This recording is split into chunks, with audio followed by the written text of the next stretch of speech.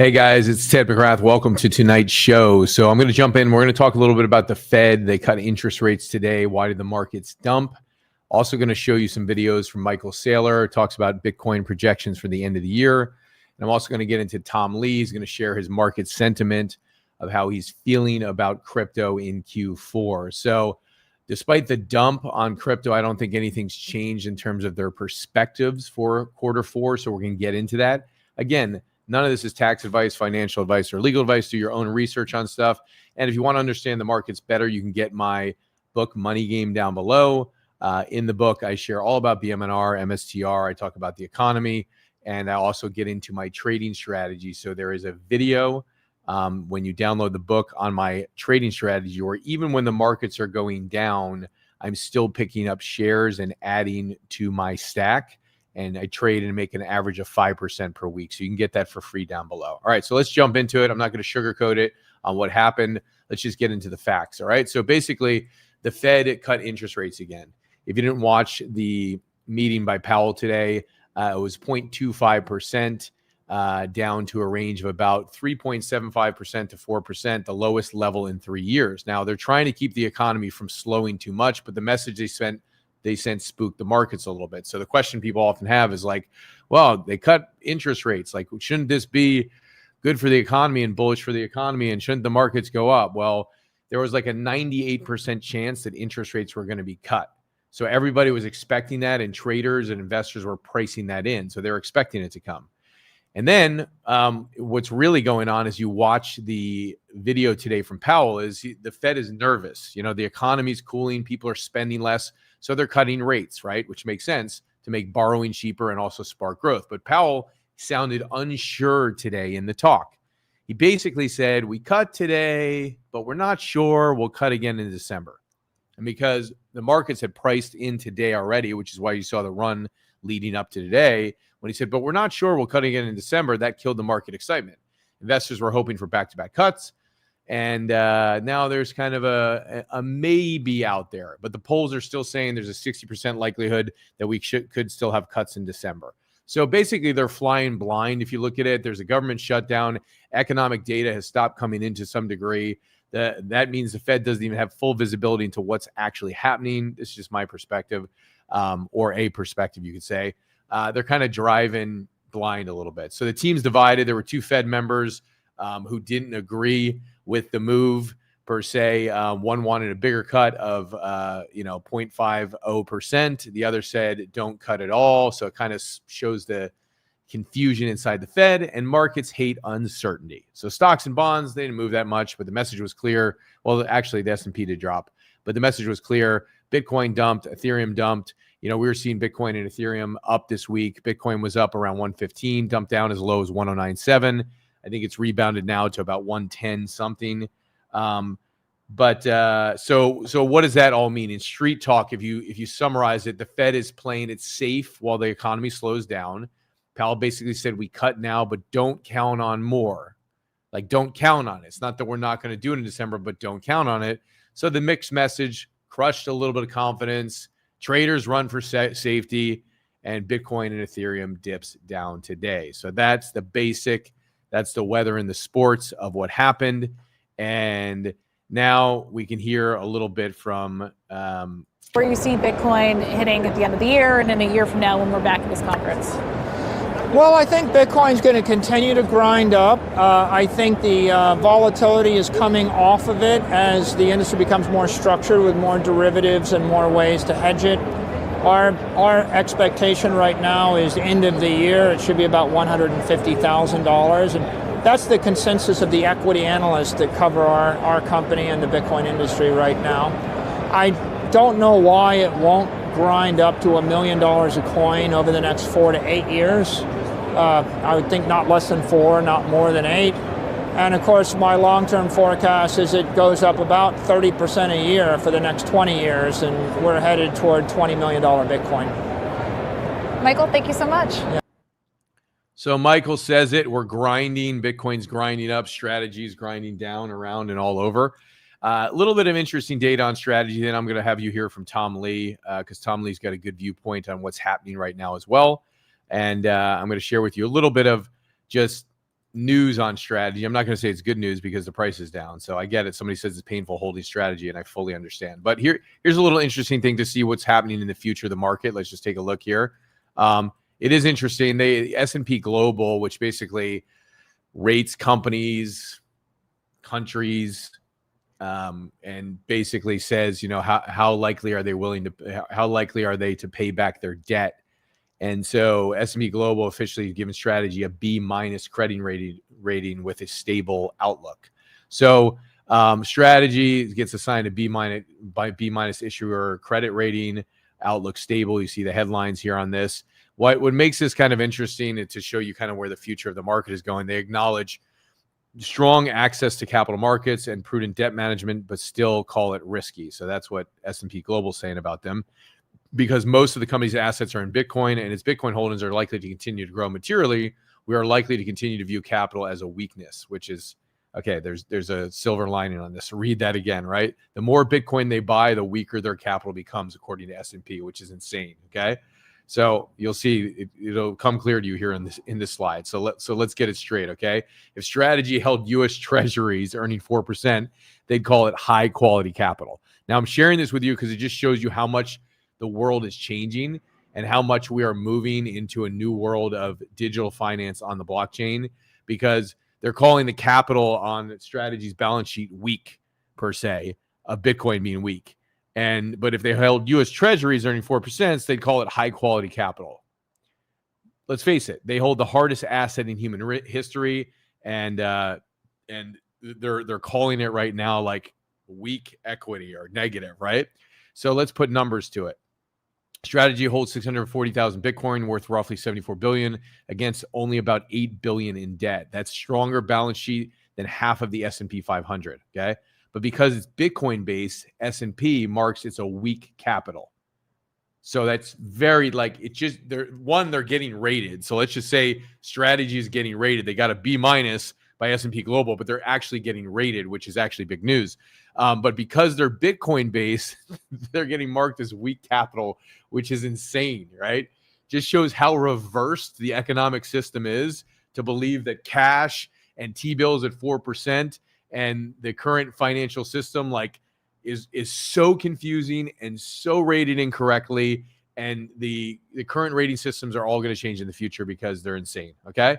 It's the most solvent company they've rated all year, but they just can't model it. They don't understand Bitcoin treasury companies like this, all right? So this is the first time a Bitcoin treasury company has ever been credit rated by a major agency. So that's big news for strategy. I know it's not showing in the stock price. I know we had a dump today because of the Fed.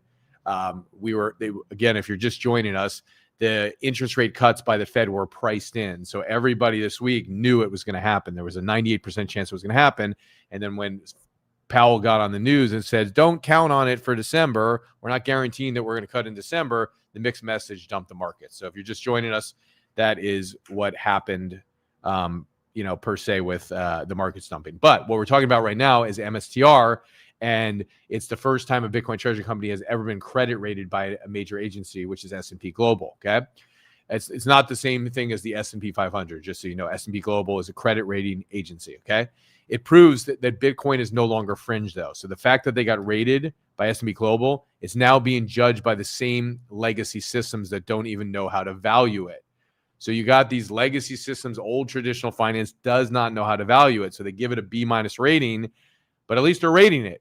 Okay, at least they're rating and acknowledging strategy. So when you look at apples to apples of how insane these rating systems are, let's compare apples to apples. You got JetBlue versus strategy. So when you look at JetBlue, they just took on issuing $3 billion in new debt. So their debt to EBITDA ratio is like a negative 15x, which means they have way more debt than they do earnings, okay? And their free cash flow is negative 2.2 billion in 2024, right? So it's cyclical, it's asset heavy, it's dependent on fuel and labor costs, yet they got a B- rating, okay? They got the same B- rating in strategy, completely different profile. Now, when you look at strategy's debt to asset ratio, they're the reverse of JetBlue. Like they're very positive. So their debt to assets, they're positive in assets and they're very low in debt. When you look at $74 billion worth of assets on the balance sheet and their debt being like $9 or $10 billion, they have very, very little on debt. They have no debt maturities in the next 12 months. And their Bitcoin accumulation strategy is freaking pristine.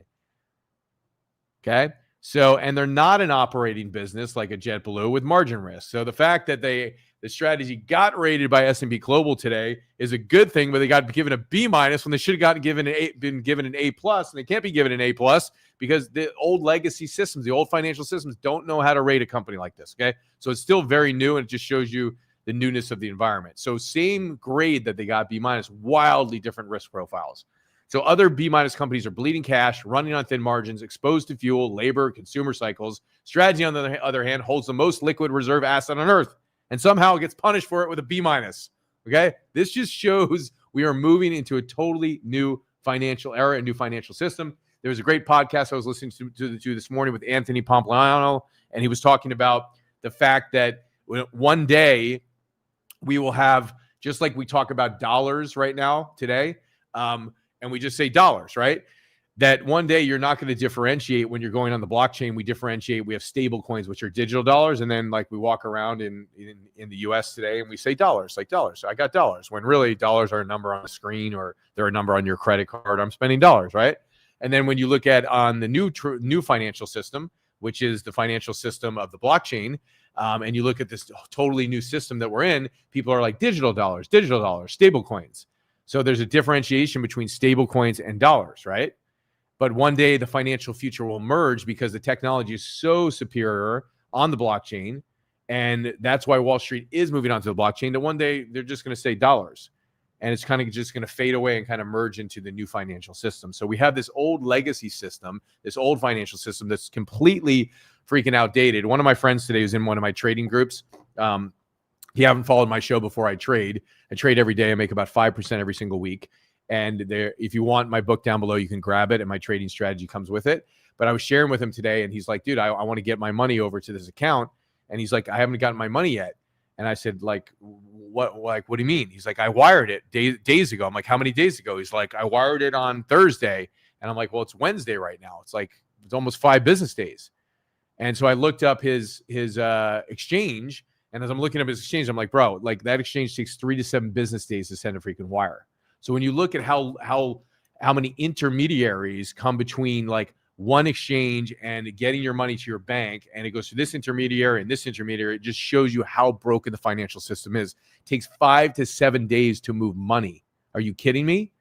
So just because of this pure, just like the speed of how slow traditional finance is, the blockchain is like the only choice right now, and they have to go on there to freaking survive. And I've been saying this over and over and over in these videos, but it's the truth. So back to strategy. Strategy, on the other hand, the most liquid reserve asset on earth, somehow gets punished with a B- rating from S&P Global, but they're at least getting rated and they're getting acknowledged in the big games, right? In traditional finance, which, you know, was the big game and is changing to the new blockchain game, and the whole world's going to move to the blockchain. Okay. That's just my prediction, right?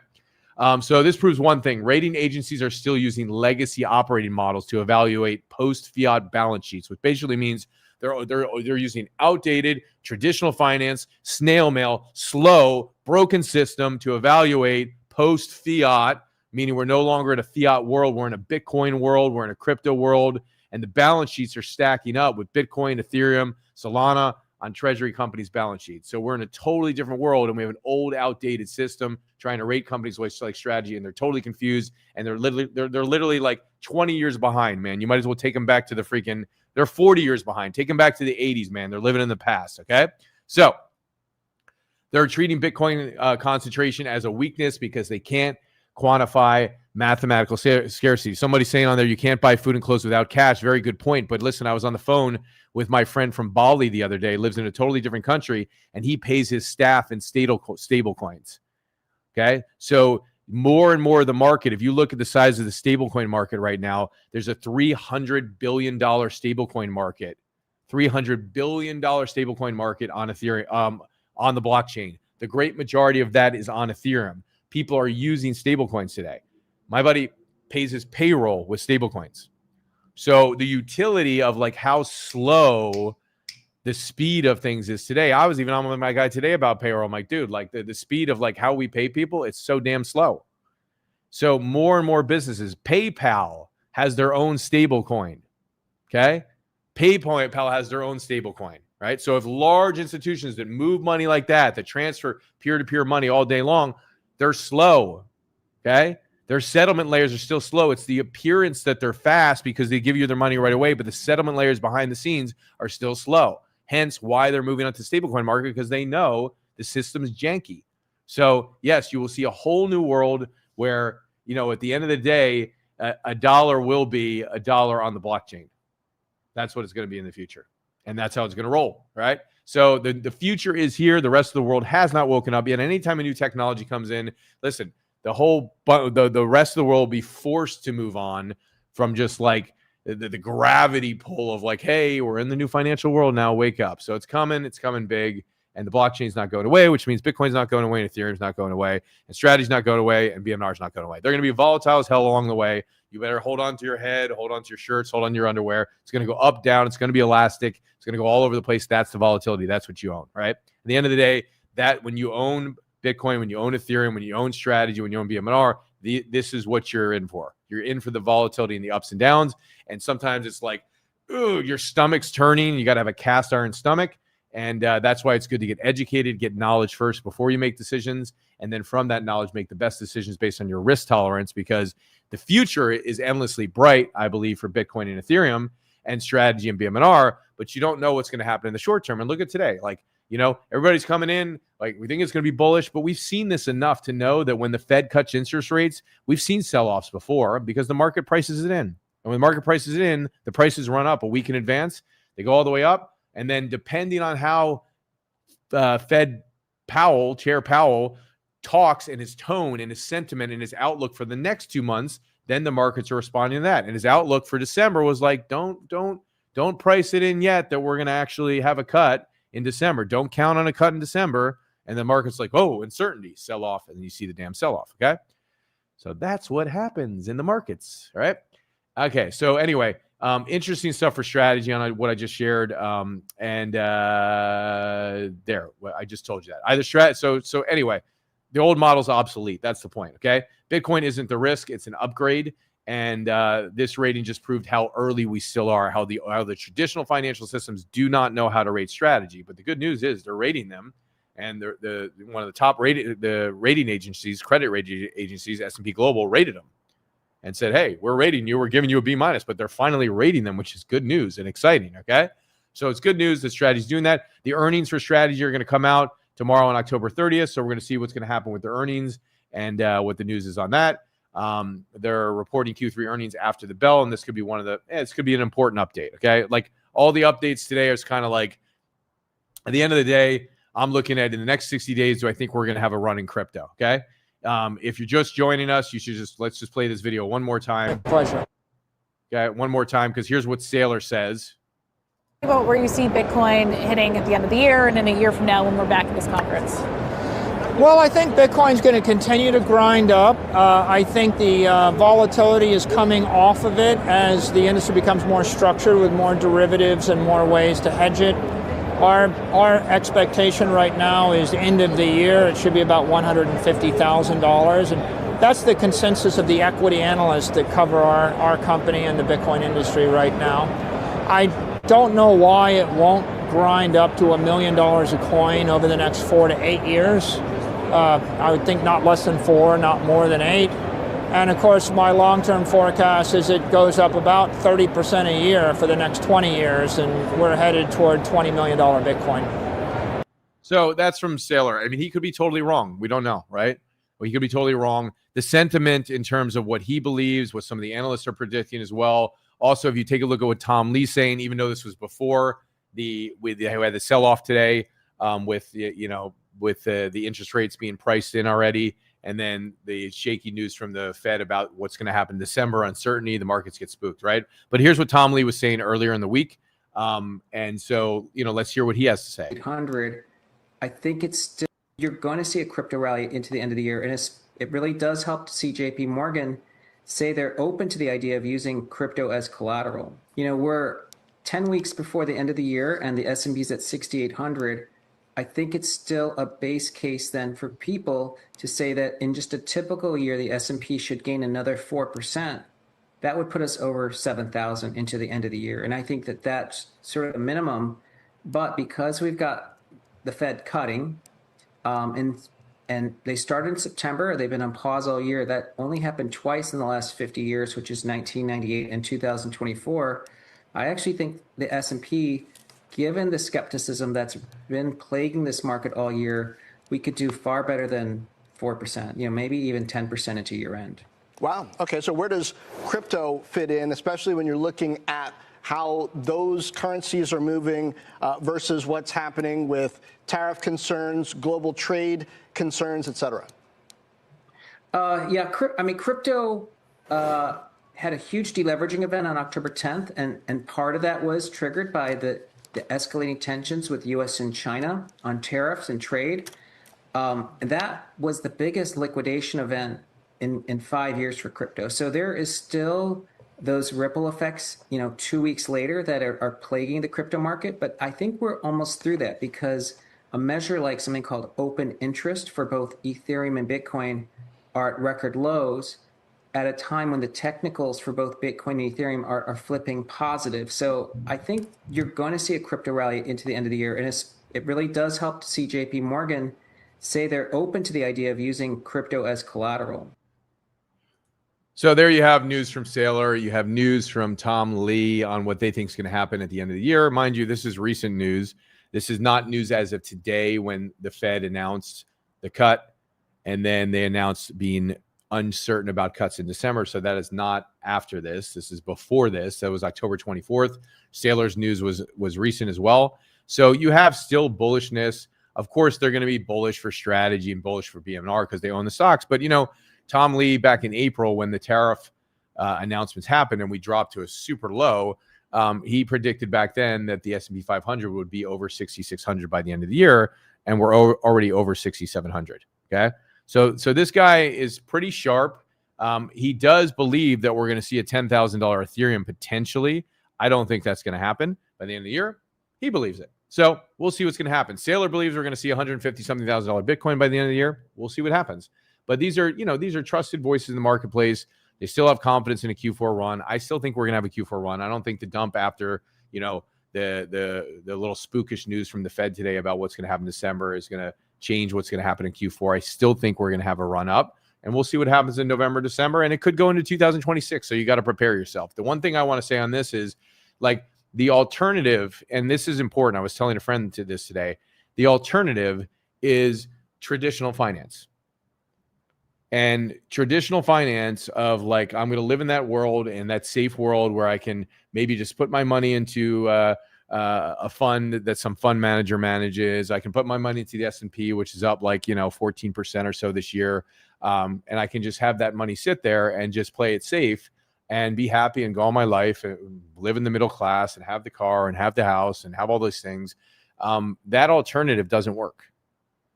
It doesn't, because you cannot succeed in the long run with 10 to 12% rates of return.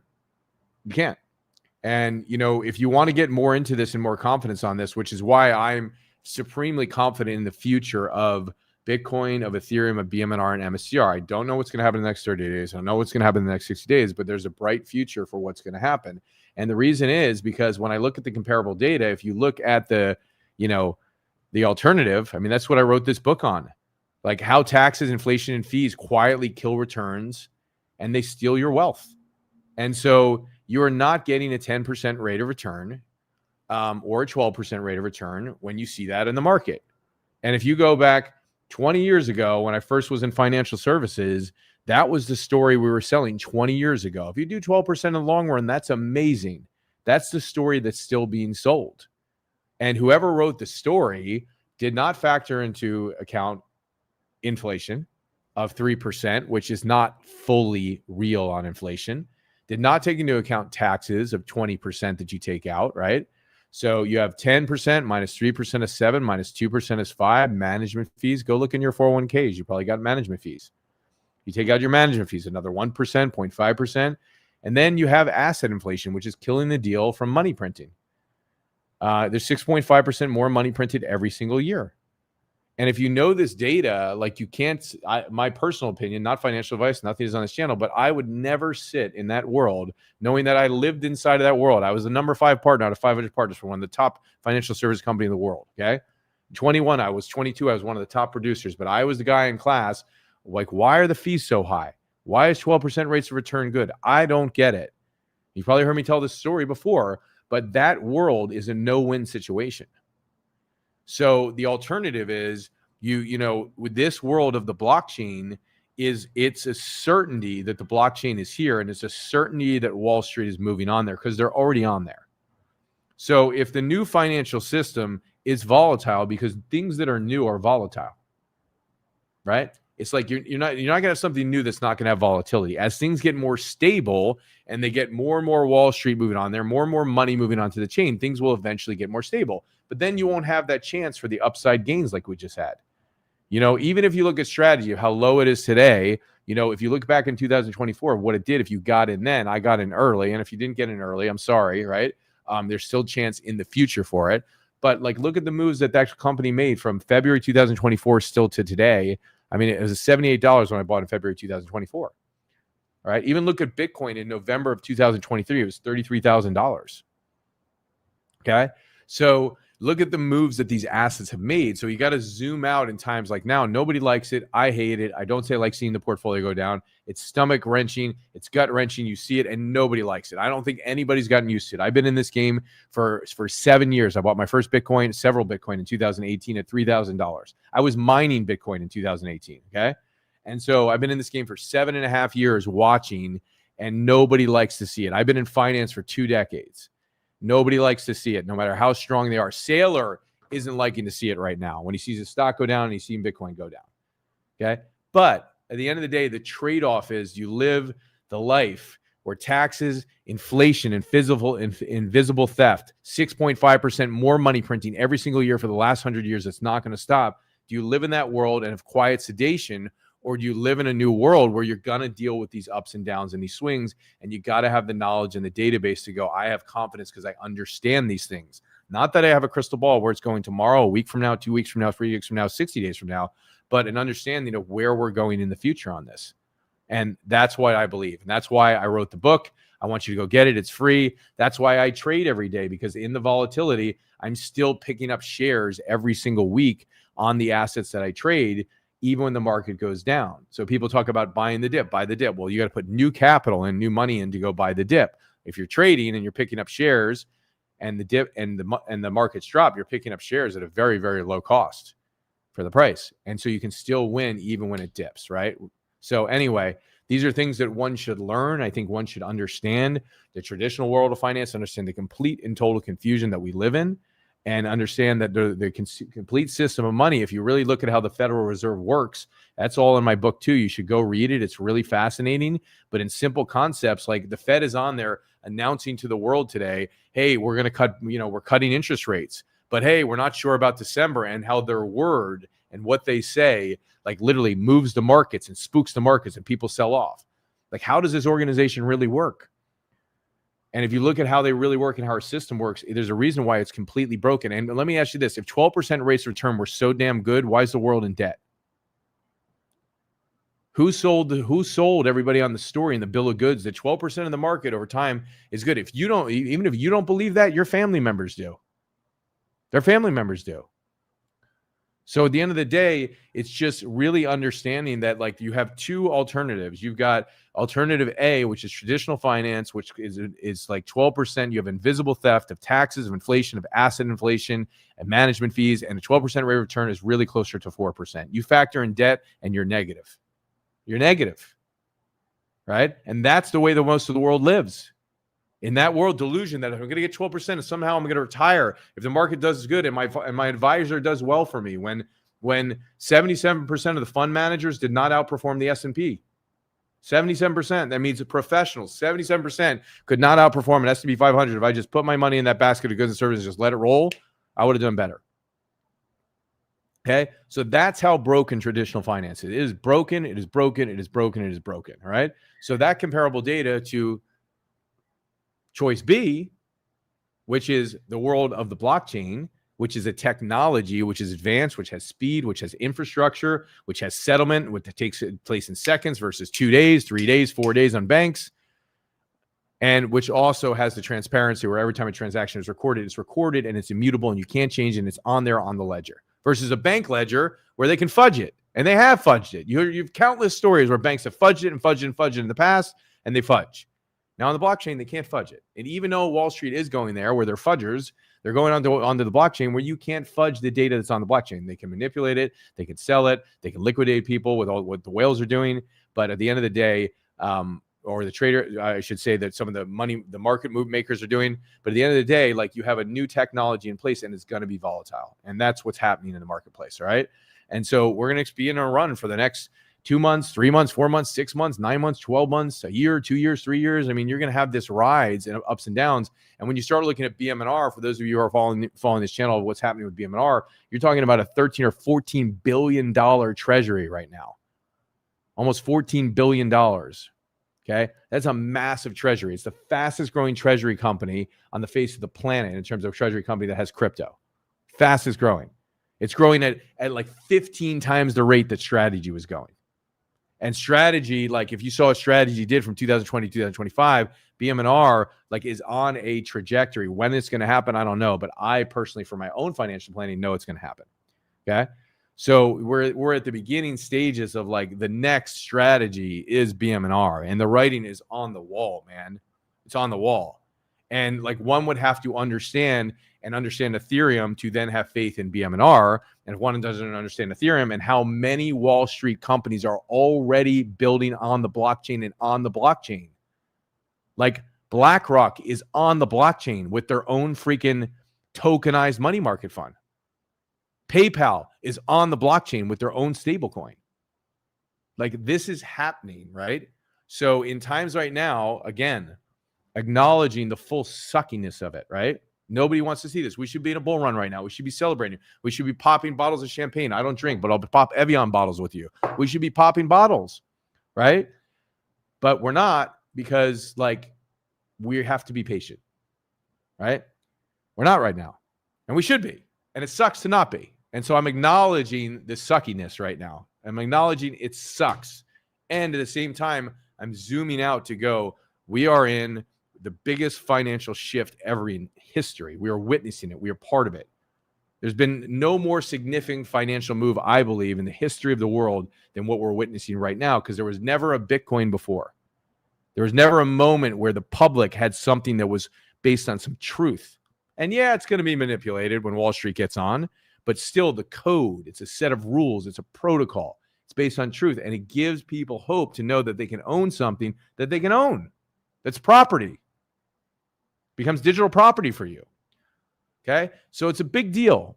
It's a big deal, and we're just getting started. And Ethereum makes it an even bigger deal because that's the rails. That's where that's the digital city. This is the digital city that all kinds of financial applications are being built on. Bitcoin we love, digital gold, store your wealth in there, right? Ethereum's fascinating. Solana's fascinating too, right? I just love Ethereum because I love BMNR.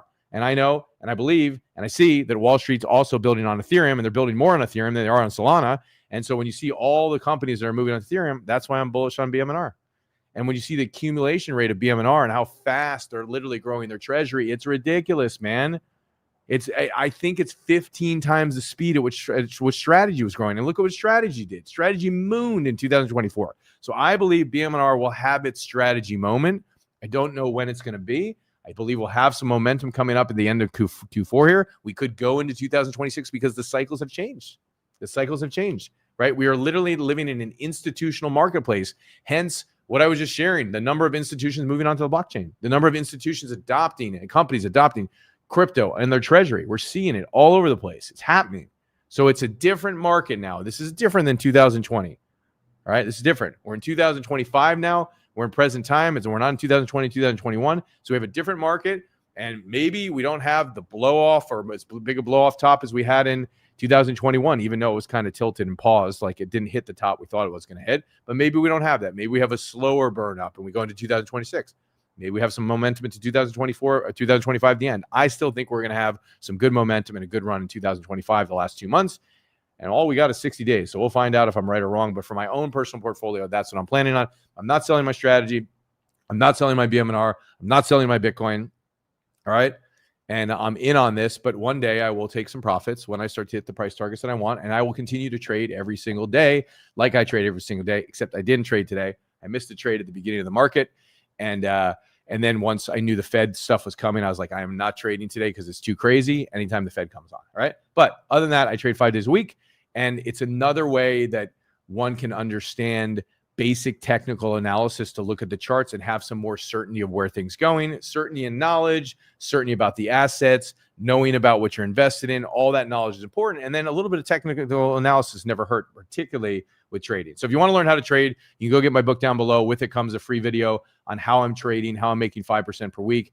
I just think it's a good strategy to learn. I wanted to learn it. And the reason I wanted to learn, I was like, hey, if I can bring in a whole bunch more cash flow every single week doing this, or buy more shares of my favorite stock, why would I not learn this? Okay. And also, I don't like being affected in the markets because it's so damn volatile and it's up and down. It's a roller coaster. I don't like being affected. So I know I can control making money or getting more shares of the asset that I love when it drops and it's on sale when I'm trading, because if I make $5,000 in a day trading, I'm picking up way more shares at a lower price point than if I make $5,000 at a higher price point and I'm picking up shares at a higher price point. I get more shares when it's at a lower price point. So I can still win even when the stock goes down, but only with the idea, though, I still lose money on paper like you do. If I hold BMNR and it goes down, I'm losing value on paper. I'm not selling it, but I'm losing. Yeah, okay. My account's going down. But the fact that I'm trading, I'm stacking it back up at the same time. And when BMNR takes off, which I believe it will, not financial advice, I win even bigger. Almost doubly as big. Makes sense? And doubly is not even a word, but I'm making it up right now for the purpose of this illustration. Okay. So that's the gist on it. So keep the faith on what you have in terms of, like, from your own perspective. If you believe something to be true for you, then get the knowledge and data that you need to back it up. Don't just go on belief or faith, but get the knowledge and data you need to become certain in what you own and what you hold. And then if you have the knowledge and the confidence, you have more certainty. You know, one who has knowledge will have more certainty. One who has knowledge and certainty has more control. And the person who has more control figures out ways to make money even when the markets are down. And that's where knowledge and confidence come in. Okay. So for me, it's always about knowledge and confidence first, right? Get the knowledge, study, do the research, get the data that gives you more confidence and more control over your money. That's the first thing before anything.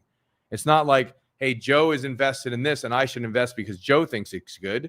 It's no.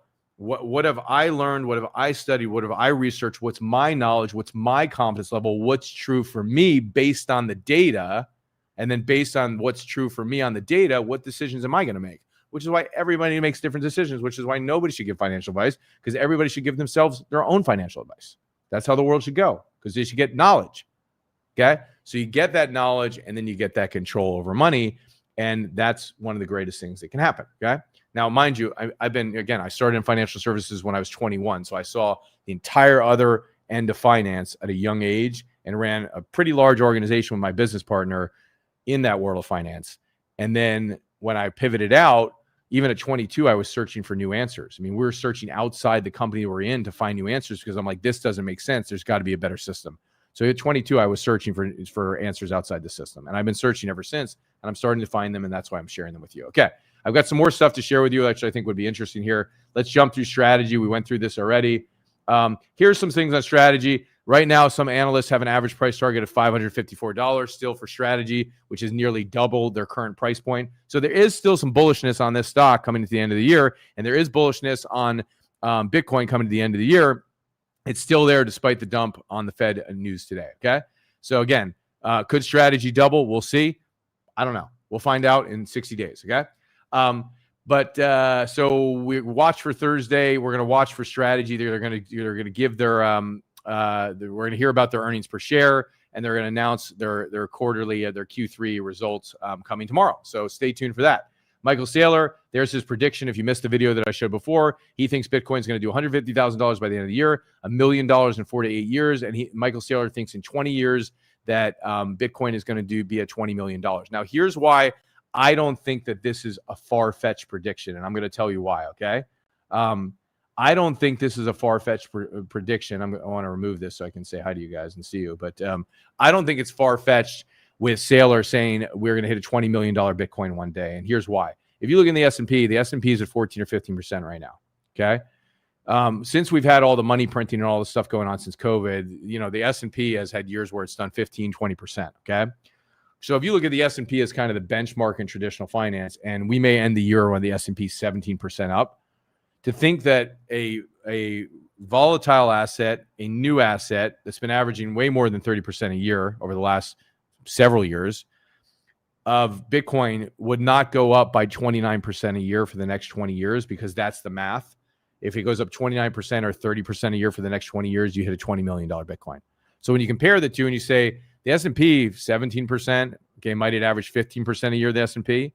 So you look at that, and versus a brand new asset that's still going to be new 4 years from now, 8 years from now, and then start to stabilize over 20 years, could it do 30% on average? I think it could do 30% on average. Is that a very bullish prediction? Yeah, but could we hit a $20 million Bitcoin one day? I believe it's potentially possible based on that math. All right. I definitely think we're going to hit $1 million Bitcoin, and I definitely think $1 million Bitcoin is going to come in within the 8-year time frame. Okay. So that means it's a 10x at some point from where we're at now to 8 years, which would be 2025, 2033. Okay. And not that's just my prediction. Don't bet your future on it. Okay. I think it's going to happen. I'm betting my future on it. Okay. So there you go on that. That's the news on that. And then we'll get a little bit into BMNR and what's happening here in a second. So this is just a little news. I don't know where this data is coming from. But there is some polls out that talk about the chance of strategy getting added to the S&P 500 this year, because there will be another voting on it coming in December, and we'll find out if they get added. If they get passed over, they get passed over. Okay. So there you go. So if you look at this is the amount of global capital in the world.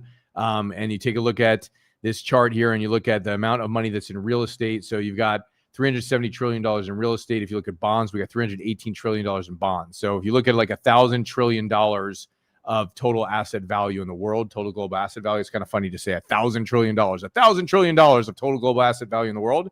And you look at real estate of $370 trillion of that, bonds of $381 trillion of that. And you look at money market funds of whatever the hell that says, $129 trillion. Okay. To the right-hand column here. Okay.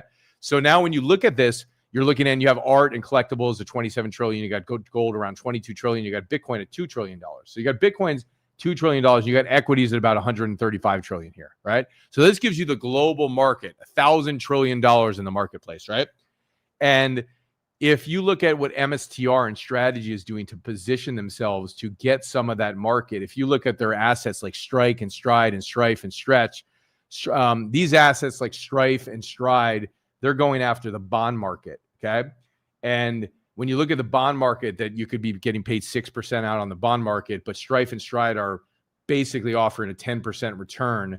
You're going to have Strife and Stride, which is Strategy's products, eating up a portion of the bond market. Now, when I say eating up, like nibbling off a piece to then add more money and add more value to Strategy, because when they issue these in the marketplace, they're going to get more cash and dollars from people, and they're going to buy Bitcoin with it. So it's going to add to their Bitcoin stack. So if they just nibble on a little bit of the bond market with Strife and Stride, they're going to pick up a percentage of the bond market, and that's just going to grow their Bitcoin stack over the years. And then if you've heard of their product Stretch has been compared to a money market account. Their Stretch product does about 10%. And so money market accounts are not going to compare to Stretch, right? STRC over here to the right. The money market accounts that people are investing in like 2%, 3%, maybe 4%. And when you look at Stretch paying 10%, there's no comparison. So people who want to take a little bit of risk and invest in Strategy's products like Strife and Stride and Strike, they're going to gobble up some of the bond market. They're going to gobble up some of the money market fund marketplace. And when they do that, they're going to use that money to buy more Bitcoin, which is why I believe that Strategy has a very, very bright future. And if you're just joining us, I announced earlier that S&B Global just announced Strategy, and they gave them a rating of a B-. But the fact that an agency is finally rating a crypto treasury company that has Bitcoin on their balance sheet like Strategy and they're actually rating them, and the traditional finance is putting them in the game with the rest of other companies out there, is big news. And it shows you that they're taking them as a serious player, and it shows you that in the future, strategy is going to eat up portions of this market, and they're just going to grow in market cap. So long-term strategy, from my point of view, is a great bet. And which is why I invested in the company in the first place, because I believed in what Saylor was doing. I believed in their Bitcoin treasury strategy. And with all these new products of Strife and Stride and Strike and Stretch, it's fascinating. If you want to learn more about that, you want to learn more about that, you can get it all down in my book. I go through all the products in detail. I explain strategy in detail. I explain BMNR in detail. It's down below. It's free for you guys. If you want to really get detail into how these products work and how strategy works, which, you know, you should, because this is the future of the economy. Companies that are going to be putting Bitcoin and Ethereum on their balance sheet. Okay. So we have that, which is fascinating. Okay. We have another American Bitcoin. We got young Trump here on here. They just bought some more Bitcoin as well for their balance sheet of their company. And here's a chart. I'm going to skip through this since I want to get to the. Okay. So this was as of a couple days ago before the dump. But if you looked a few days ago, it was like the news was gold is dumping and Bitcoin is pumping. Well, Bitcoin just dumped too. But if you saw the money rotation that started to happen, this was what this guy Ash Crypto, and take it with a grain of sand here on this. You know, the look here was like, okay, Bitcoin is pumping and gold is dumping now. So the consensus of some people think who in the crypto community, and gold bugs might not think this, but some people think that as gold is peaked now, money's going to rotate out of gold and it's going to rotate into Bitcoin. And in past cycles, this has happened before. And so we've seen gold have its run, and it went freaking parabolic and hit all-time highs. And some believe, and I believe, that some of the money is going to rotate out of gold and it's going to rotate into Bitcoin, and Bitcoin will have its run too, because Bitcoin typically moves later than gold. All right. And so this guy, Ash Crypto, thinks 150K to 180K Bitcoin is confirmed in Q4. Who knows if that's real or not, but thanks, Ash Crypto. We appreciate it. Okay. So you look at the gold top in 2020. We have a gold top over here. And then you look at the gold top of 2025 that we just had. You know, gold hit its all-time highs. And then we look at a Bitcoin point chart here in 2020. A Bitcoin went up. And then we look at a Bitcoin chart here in 2025 of where Bitcoin could go. So if it follows gold, you know, we could see that $150,000 Bitcoin by the end of the year. If Bitcoin has its run as well. And maybe we could see Bitcoin run higher into 2026. Okay. Tom Lee gives a little example here. Again, this is before the market dump today and before the the Fed news. But Tom says, sorry if I'm stumbling a little bit. I haven't eaten dinner, and it's, you know, I haven't eaten in 8 hours. But here we go. Okay. I wanted to make sure I gave you guys a video tonight. Okay. So you got the Mag 7 and you got crypto rallying here from Tom Lee. Tom Lee is the founder of Fundstrat and also the founder of BMNR, or chairman of BMNR. And the past 4 days, the QQQ was plus 5% before the dump today, Bitcoin was plus 8%, and Ethereum was plus 12%. Now they gave all of those gains back based on what happened. MSTR was up 8%, BMNR was up 17%. So little look here of Tom's been talking about how risk on assets should move with the Fed cutting rates, although the Fed cut rates and they went in the opposite direction. So we will see what happens through the rest of the year. But this is just his perspective. If you watch the video that I showed earlier, he's still calling the S&P 500 to go higher, and the S&P 500 could break 7,000, and that's the S&P 500 is at 6,700 right now. So in his perspective, if the equity markets are doing well, that should be good for risk on assets like Bitcoin as well, and Bitcoin should have a run, Ethereum should have a run, BMNR should have a run, strategy should have a run, okay? So this is the basic idea of what he's sharing as well here. Now, there's also news in about France. The potential French lawmakers introduced a bill aiming to purchase approximately 420,000 Bitcoin, equivalent to 2% of the total Bitcoin supply for the nation's reserves. This move positions France among the first major economies to consider Bitcoin as a strategic reserve asset. Fascinating, right? So more and more of this stuff is coming in every day. We know governments move like snail mail, right? Just like the traditional financial system is like snail mail, man, right? And you got the current financial system of the new financial system of the digital economy with Bitcoin, blockchain. That's like, you know, not snail mail. It's like email. It moves fast. But we know governments move very slow. This is just an announcement. We had the U.S. did this, you know, months and months back, and they haven't done anything with it. So governments move like snails. Let's be real about it. But it's news. And it's newsworthy to say that many, many countries, many governments, many financial institutions are waking up to the new world. And at least they're thinking about it, and at least they're planning for it, okay? If you look at the 200 daily closes above 100K for Bitcoin, so we have had 200 daily closes above 100K for Bitcoin, which is, showing the stability of this asset more, which is interesting. So now when you look at BitMine, if you're wondering about BMNR, somebody was asking about BMNR. If you look at the current NAV, and this was when the price of Ethereum was at 4,000, which was when Ethereum was higher. So if you look at the holdings of BMNR, they have 3,313,000 Ethereum. Okay, for an average price of $4,164. So they got about $14 billion worth of Ethereum. 14 billion. Okay. Their Bitcoin holdings, 192. So they got a little bit of Bitcoin, and then they invested in another company that I always talk about, and they have cash of 305 million. So when you look at their total net asset value, they've got $14 billion approximately of total net asset value. Their net asset value per share, the way you get that is you take the net asset value, which is basically you add up their Ethereum, you add up a little bit of their Bitcoin that they have, you add up their investment that they made in ACO, you add up their cash, and they got $14.2 billion of net asset value. Okay, that's the value of their assets, right? Then you divide it by their outstanding shares and what's their fully diluted shares that they have of 346 million, and you get a net asset value per share of $41.04. Okay, this is important relative to what BMNR could do. So that brings the total net asset value to 14.2 billion, which I showed you. To repeat it again, you divide it by 346 million fully diluted shares, you get a net asset value per share of $41.04. This is not today's stock price. When I did this, this was yesterday, just so you know. So you have to factor in that the numbers that I'm showing you are less because Ethereum dropped by 4% today, right? But this was when the stock price was at $53, which was just recently. Now it's at about 50. All right. So this is assuming yesterday's stock price. So their MNAV is roughly 1.3x. So this means the market is valuing the stock just 30% above its net assets, which is extremely conservative for a company holding billions of dollars in Ethereum. That's conservative. Okay. In comparison, Strategy historical MNAV trend has ranged anywhere from 1.5x to over 5x during bull runs. All right. So if you remember Strategy last year, I was in Strategy early in 2024. Okay. I've been following this stock since 2020. In fact, I bought my first shares in 2020 of Strategy. I sold out on them, but I did buy my first shares in 2020. Okay.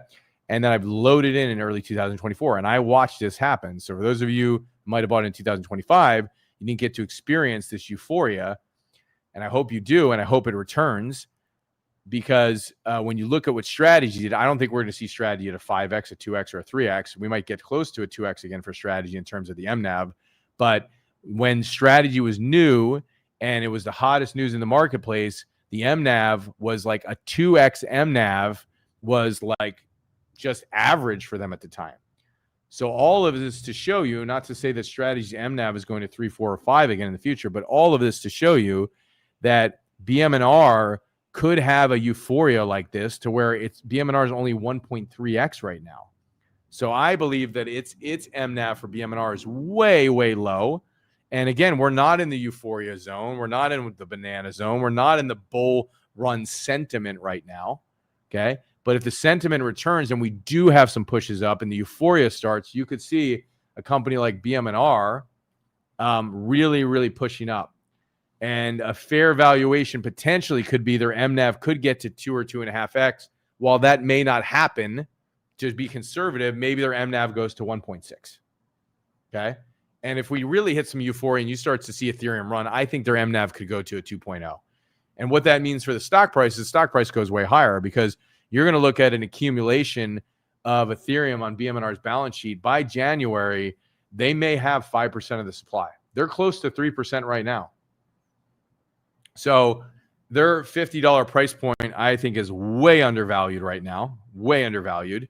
And I think that this stock is going to do some serious things in the future. So I'm not going to show all this because this price predictions gets everybody crazy.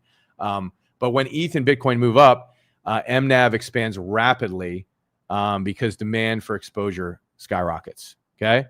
And that's exactly what BitMine, also referred to as BMNR, is positioned for. And so, we've seen the sentiment for strategy drop. We're not seeing the moves up as Bitcoin goes up. We're not seeing the moves up with strategy.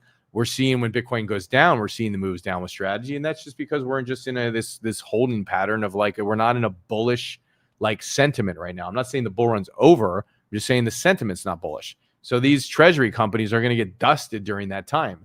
And the fact that BMNR is holding at a 1.3x, and really BMNR has been at a 1.3x for the last 3 months. It really has 1.4. It hits once in a while.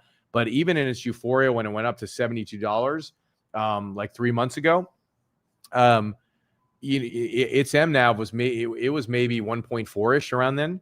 So it hasn't really hit its euphoria zone for its MNAV, and I think we're going to see a higher MNAV for BMNR going into the next couple months, and we'll see. And again, I could be wrong, so we'll just see what happens, right? Tom Lee, in a super bullish scenario, thinks that Ethereum is going to hit $12,000. I think he thinks it's real by year end, $8,000 to $10,000. I personally don't think 10,000 is real for Ethereum by year end. Could we hit 8,000? I think in a super bullish case, we could hit 8,000, but have to be super bullish. So I don't know where Tom is getting this from. He's obviously smart, and he obviously has a team of researchers. He's obviously has some biasness because BMNR owns Ethereum, and he's gobbling up the supply, so he wants to be bullish on it. But maybe at some point Ethereum hits 12,000 in the future. It hits 12,000, let's say. Bitcoin's NAV would rise to around $34.7 billion. Okay, and that's also not taking into account, like, if they keep stacking more and more Ethereum and they get to 5% of the supply, their net asset value is going to be bigger than $34 billion. And to think from 2020 to 2025, Strategy's up at $74 billion. To think that this company in January could potentially be at $40 billion in their net asset value. And, this could happen first quarter. Let's say not January. Let's say first quarter of 2026, we could see $40 billion treasury for BMNR with Ethereum on their balance sheet. I mean, that's huge, man. So that's why I'm hot on the stock. But underlying it all, I'm not going to show this. This could be a potential in the future for like 5x upside for BMNR way in the future. But if you see them to keep stacking, let's say Ethereum eventually goes up to 60,000 4 or 5 years from now. Okay, maybe we see a $60,000 Ethereum. Maybe that takes 8 years for Ethereum to hit 60,000. BMNR would shoot way up, and you'd have multiples. You'd have a double, a triple, a quadruple of BMNR in the future. So I'm not sure when that's going to happen, but I do think that the fundamentals of what Tom Lee is doing with BMNR are sound. And the reason why I think they're sound is the rate at which they're accumulating Ethereum has never been seen before by any treasury company. It's just unbelievable, number one. Number two, the fact that Wall Street and the traditional financial system is moving onto the blockchain is extremely, extremely bullish for Ethereum. It's also extremely bullish for Solana, but let's face it, a lot of Wall Street companies are building on Solana right now. I went through a list in my previous videos of the number of companies building on Solana. It's massive. Building on Ethereum, it's massive. So the reason I'm so bullish and the reason I have invested in BMNR is because of that fundamental reason. They own Ethereum and Wall Street's going there. And there's no way traditional finance is not moving their future onto the blockchain. It's already happening. And when you have a company like BlackRock, who has their own money market fund that's tokenized now and is on the blockchain, and they are the leader of financial institutions in the space, controlling $11 trillion, you don't think they have some sway where the rest of the world is going to follow? They do. Walmart, Amazon, all looking to build on the blockchain now. Large companies, PayPal's on the blockchain, JP Morgan going on the blockchain, Morgan Stanley going on the blockchain. So this is just like the underlying future for where we're headed because of this technology, because Wall Street's going there, is what gives me high degree of confidence in what Tom Lee's doing with BMNR, not just because they own Ethereum, but because this guy is the voice of Wall Street. He's the voice of Wall Street. Saylor said it in an interview he did at a conference recently. He's like, Tom Lee has been seen on more talk shows, more podcasts, more YouTube shows, has become the voice in 2 months, has sprung up massively across the internet. And what is he touting on the internet? In every interview, he's a trusted analyst. He talks about the S&P 500. He talks about the crypto rally. But somewhere in there, he's talking about Ethereum. And he's talking about Ethereum. He's getting asked about BMNR, and he's spreading the news. So, we have a big future ahead with blockchain technology, which is big for Bitcoin. It's big for Ethereum. It's big for strategy. It's big for BMNR. What's going to happen in the next 60 days? We'll find out. Make your own decisions based on the research you do. Go follow other people. Go do the research. Get the data. Look at the stats. Look at the facts. It's always good to look at data and come to your own conclusions of what you think is going to happen. And then also, let's take a broader view. What's going to happen in the future? I'm in it for the long run. I believe in the blockchain, so I'm invested in these different coins and different stocks for the long run. And so I believe in what's happening in the future. It doesn't mean I'm not going to rotate out and rotate profits out because I do that. And I did that with BMNR recently. I put additional money into BMNR. So I hope it serves you guys. And I hope you have a great rest of the day. And I should actually correct that statement. I did not put additional money into BMNR. I traded. So by trading, I picked up more shares of BMNR. So I hold BMNR long-term and I trade it every day. And when I trade it, I pick up more shares. So I'm trading to pick up more shares. I'm not putting additional money into that. Okay. All right, great. So I hope it serves you. Have a great rest of the day. None of this is tax advice, financial advice, or legal advice. If you want my book, go snag it down below. I'll also give you my trading strategy. So when you download the book, my team will send out to you my trading strategy as well. And there's a whole video that breaks down my trading strategy and how I do it. It's not my software. It's not my technical analysis charts, but I use 2 different types of software. I plug them together. I mentioned all of it in the video, and I break it down for you. I show you what I use, and I show you how I'm doing an average of 5% per week and doing my trading strategy. I've been profitable the last 15 out of 16 weeks trading BMNR. Okay. 15 out of 16 weeks of profitability trading BMNR. So if you want to learn that game, you can snag it. If you just want greater knowledge and confidence in the market, go grab my book. I spent a lot of time researching. I break down the Federal Reserve in there. If you want to understand the Federal Reserve, it's in there. If you want to understand the history of money, it's in there. If you want to understand traditional finance and how it works, listen, I lived inside traditional finance for the first decade of my life. All right. Inside running a large organization with one of the top financial service companies in the world. Okay. So I know the inside of that. So I break down traditional finance and then I compare it to the new world, BMNR, MSTR, Ethereum, Bitcoin, and I show you the 2 worlds so knowledge and confidence can go up. And then I give you some strategies on my trading as well. Okay. Hope it serves you. It is free. It's 100% free. So go snag it for free. And I will see you all soon. Have a great rest of the day. Keep your belief of what's true for you. It's only whatever's true for you. Hold on to that based on the data and research you do. Okay. All right. I'll see you soon. Have a great rest of the day and talk soon.